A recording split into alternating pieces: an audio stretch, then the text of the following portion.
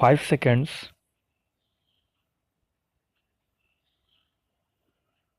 In this connection, I would like to invite the attention of honorable members to a few elements in the situation.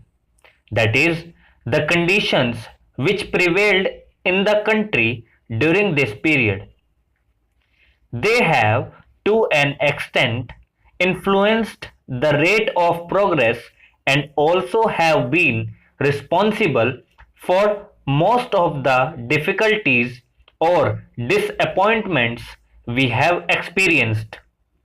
The first thing is, and that is important, what was the starting point?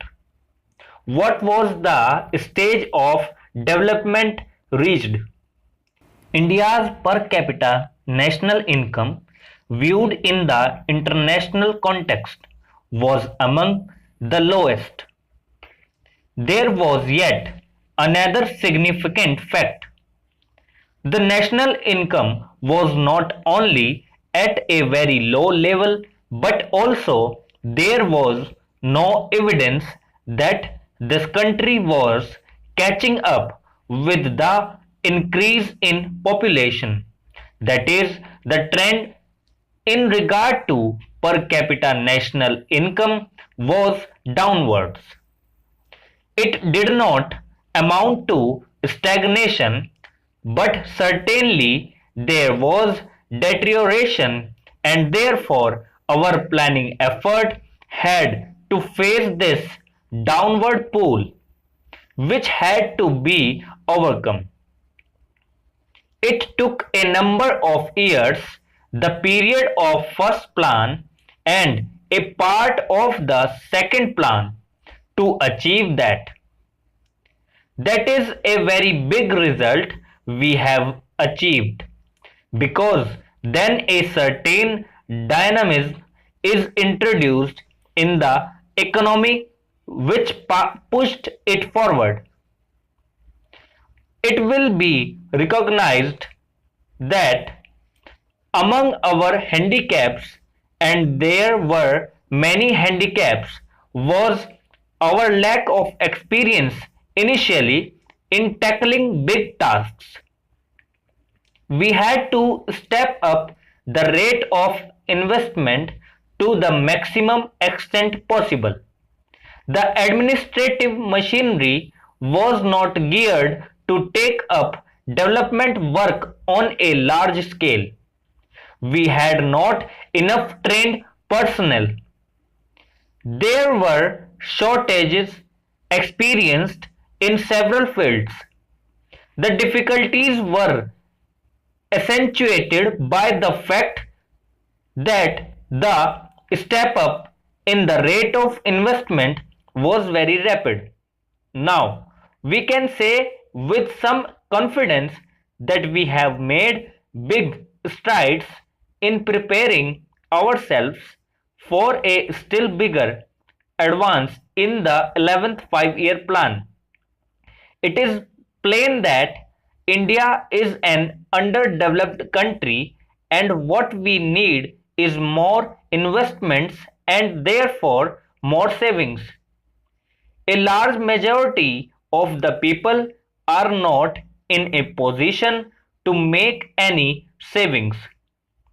That is a fact which has to be faced squarely. There is yet another factor which has a very important bearing on the pace of our progress. It is our democratic structure. I am convinced that democratic forces will become an ally of development. Sir, I was referring to the situation through which we have passed. It is a fact that our people, who are a free people, are slowly awakening to the new developments in the country. There is a new consciousness about their needs and their rights. Therefore, they ask for more and the claims pile up. That is one side. On the other side, we have not got the methods to extract more and more out of their low current incomes for the purpose of investment. Therefore, that handicap does remain. But as I have indicated, I am sure that this handicap will diminish progressively, and in due course it will become a much greater positive force than it is today. When all sections of the population participate and every individual becomes a willing partner in this process of development, certainly the results are going to be extraordinarily good. That is another factor. Sir, now in regard to our planning effort, we are asked as to why certain targets have not been released and what has happened to the price level.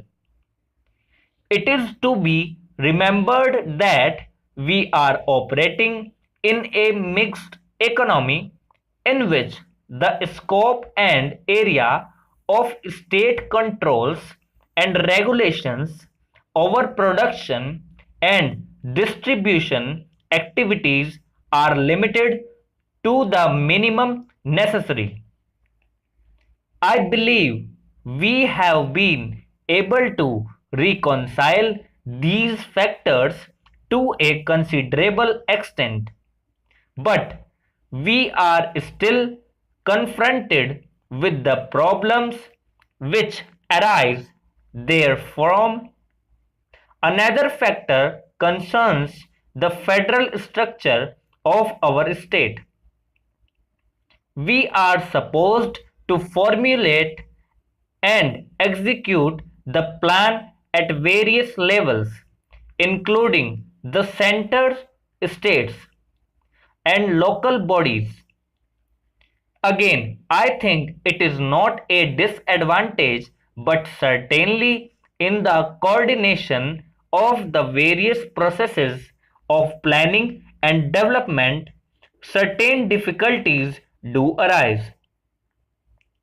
One fact which I would like to bring to the notice of honorable members, which has a very important bearing on the course of progress, is that we have set before ourselves several objectives, and these are competing objectives, at least for the long time being.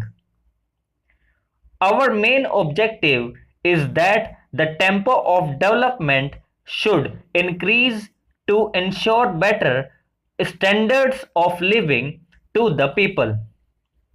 This is one objective. Another objective which we have placed before ourselves is that we should be able to maintain a certain rate of growth of the economy. To achieve this, we should rely on ourselves as far as possible and not be dependent on others. That is one phase of economic independence. We have got that objective before us.